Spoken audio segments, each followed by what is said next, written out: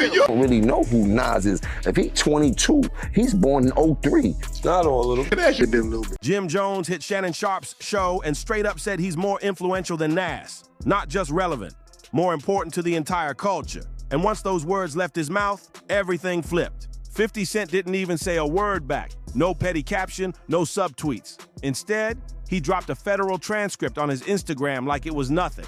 No explanation, just vibes and paperwork. That's when fans went wild, pulling up old wiretaps, interviews, and street receipts. Suddenly, clips started flooding timelines. And Jim, he's back in the gym, screaming over beats like he's ready to drop a diss track and catch a case. But don't get it twisted. This ain't just some lyrical beef with Nas, and it ain't just about bragging rights. This is 50 flexing real power, sending a reminder. He's the one people fear in silence. Why? Because when indictments were flying, certain folks somehow stayed untouched, and that silence says a lot. There's a reason why Jim Jones bringing up Nas always hits different, because that tension's been brewing for decades. This ain't some new school versus old school moment. The smoke started way back in 2002. That's when Nas hit Hot 97 and went off, randomly dissing Cameron and calling his album trash, with no real reason behind it. That one jab was all Dipset needed to go full attack mode, and Jim, he dove in with zero hesitation. From there, things got wild. Nas and Dipset started tossing shots back and forth on mixtapes, turning up the heat with every bar. But Jim took it way beyond music. He made it personal. He even threatened to smack the kufi off Nas and kept that same raw energy on every track after. We Fly High wasn't just a hit, it was a statement. Jim used to idolize Nas. Real talk, just a year ago, he had nothing but respect for the man. No sneak disses, no shade. I never got to, see Nas. I never got to sit down and have a conversation with Nas and things like that. I had called you about it and things like that. That was like still one of the people that I never got to have a conversation throughout my history of rap and things like that. I think I would love to have a conversation with Nas. I wouldn't know if he knows it, but Nas was one of my all-time favorite rappers coming up and things like that. I've heard you say that. Since the barbecue and things like that. Like he really put the whole dope boy rap, crack hustler, get fresh rap into perspective before anybody else. It was all love, but that admiration, it flipped real fast. The shift started when Jim hit Fat Joe and Jadakiss's podcast. I recently saw a clip on Instagram where a young kid was comparing you to Nas and saying that you got That's my young boy. big hits. Wow. Yo, he looked to you. He learned how to wear the BB Simon belt from you. He got his swag. Like, how crazy is that? Because in my era, you know what I'm saying? Nas is like a god. And Fat Joe couldn't help but stir things up. Now that convo could have just faded into the timeline noise. But Jim, he wasn't letting it go. He leaned all the way in. But remember, Nas' first record, The Barbecue, came out when I was in 11th grade. So Nas was my idol when I was young. Like you did, came to dressing, the wordplay, the music, everything. I was a superior Nas fan. Period. I'd never take that away from him. But then as I got in the game, you gotta realize that your rivals would be idols, and not to take anything away from that, I developed my own style and my own lane that these kids start to gravitate towards the same way I gravitated towards Nas when I was younger and things like that. It's a whole different generation. You could tell he was itching to speak on this. And then, out of nowhere, he dropped one of the wildest takes hip-hop's heard in a minute. I came into light and started going crazy that these kids love me. They don't really know who Nas is. If he's 22, he's born in 03. Not all of them, some of them though. Jim didn't just say he was more relevant, he went a step further. He claimed he's more influential than Nas. Like, we're talking about Nasir Jones, Queensbridge royalty, the legend behind Illmatic, God's Son and King's Disease, the man still packing out Madison Square Garden in his 50s like it's nothing. But Jim, he didn't blink, no backtracking. He stood 10 toes down and doubled down on every word. Me, Jim Jones. No diplomats, no nobody else. Me, Jim Jones. Check my track record, then check everybody else's track record. Then go to the billboards and check all my entries, then check all them entries and and I'm not taking nothing away from nobody. But I hear the comparisons and then be trying to act funny when it comes. No, I've been spanking a lot of this about the industry. That interview didn't just stir the pot, it flipped the whole kitchen. Before fans could even catch their breath, Jim popped up on another mic, this time on Shannon Sharpe's Nightcap with Chad Ocho Cinco Johnson, supposedly to clarify his comments, but all he did was pour more gas on an already blazing fire. Shannon came in swinging, trying to hold Jim accountable. But what Jim said next made fans literally pause the episode like, wait, did he really just say that? I'm way more shit though. And just when it felt like he was finally wrapping up the back and forth, Jim fired off one more bold take, pushing the rivalry to a whole new level. Jim started digging up that old Dipset versus Nas beef from the early 2000s, acting like he's always been the bigger Nas fan, but somehow still claimed he'd passed him in cultural impact.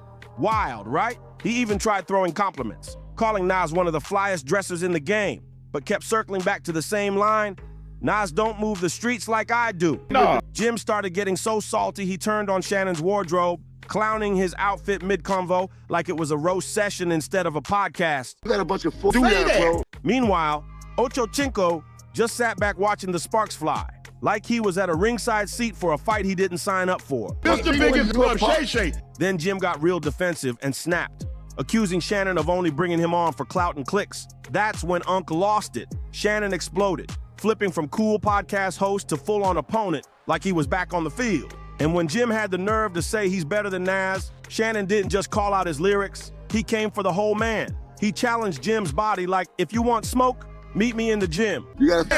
Jim tried to shift gears fast, turning the beef into a flex-off, trying to prove he's still relevant through dumbbells and deadlifts instead of bars. But while Jim was over here flexing muscles and dodging real heat, 50 had already moved in silence. Meanwhile, the comment section was on fire. Fans couldn't believe they were watching a retired NFL Hall of Famer out here riding harder for Nas than some actual rappers. One comment hit hard. Shannon did what Fat Joe and Jada should have done. Jones, you delusional. Shannon, thank you for keeping it real. And that's a valid point. Why were Joe and Jada so silent during Jim's first wild rant? While the podcast chaos had everyone laughing, 50 Cent was watching it all unfold. But he wasn't cracking jokes. He was studying. And just when people thought this was all dying down, nope, it turned petty real quick. That's when fans dug up a classic clip that had Twitter in tears. Back in the day, Jim didn't just get ignored by Nas, he got straight up laughed off the stage. And now in 2025, that same energy is recycling hard. People clowning like it never left. But it didn't stop there. While Nas stayed quiet, calm, and unbothered, and Shannon was out here flexing hard for Queensbridge, there was someone else lurking in the background, watching and waiting. As soon as 50 caught wind of Jim saying he's better than Nas, he didn't argue. He laughed. Then he went digging in his endless petty vault and pulled out one of the ugliest receipts in hip-hop history. He reposted that legendary label, calling Jim Individual One. And just like that, the whole internet exploded. Because if you know, you know, Individual One ain't just some nickname. That's a federal tag straight from a 2018 wiretap involving Tekashi 6991 and the 9 Trey Bloods. During the Tekashi trial, prosecutors played a wiretapped phone call. And in that call, someone was allegedly telling gang members to violate Tekashi for snitching. The person wasn't named in court, but was referred to as Individual One. And the streets instantly pointed fingers at Jim Jones. His voice was never officially confirmed, and he was never charged. But that didn't stop the whispers. Blogs ran wild, the streets stayed loud, and 50 Cent, he never let it slide, not for 1 second.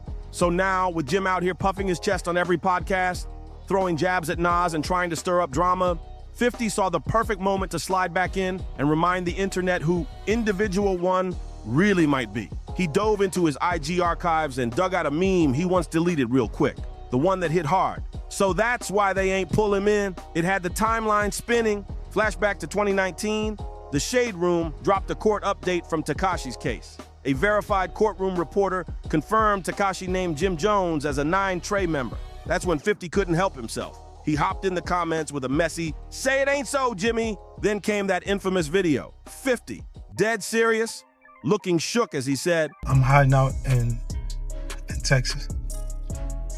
Please, whatever you do, don't tell them I'm in San Antonio. Don't tell them I'm staying at the Four Seasons. Don't tell them, please don't tell them, man, because there's just so much pressure on me right now. I don't know what to do.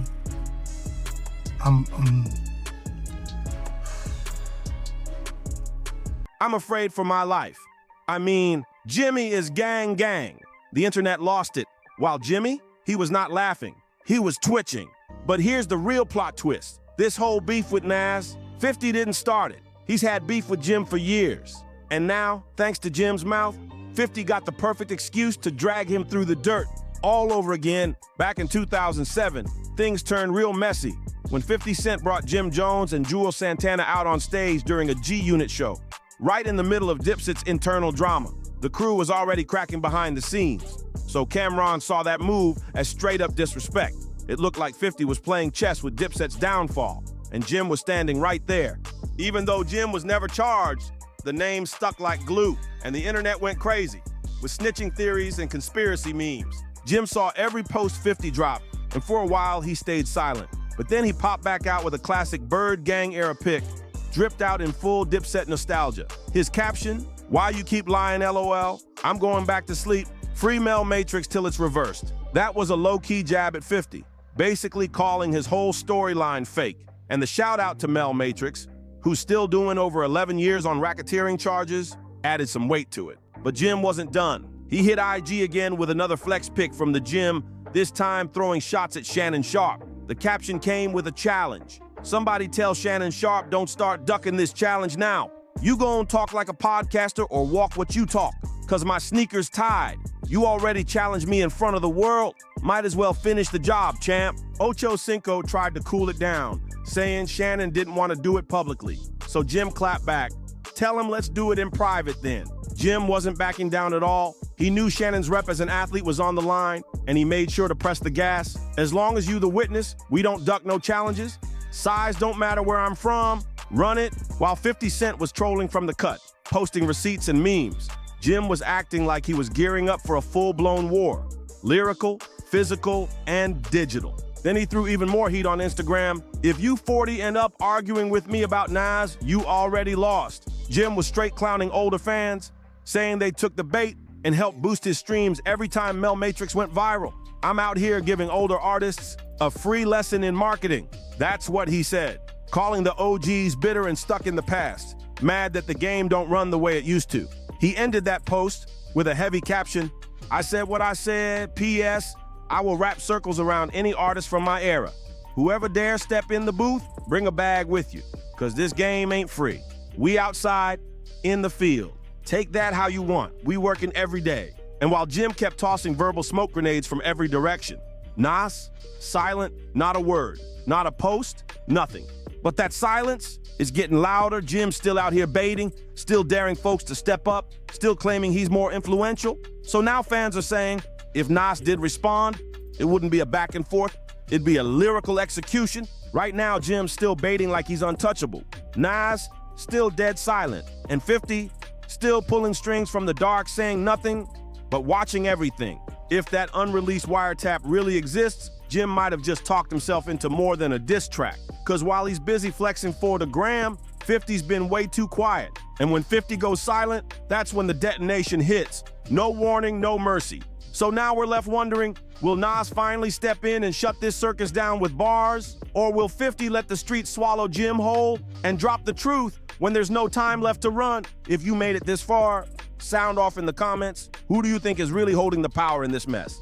Make sure to like, share, and subscribe if you want more deep dives like this.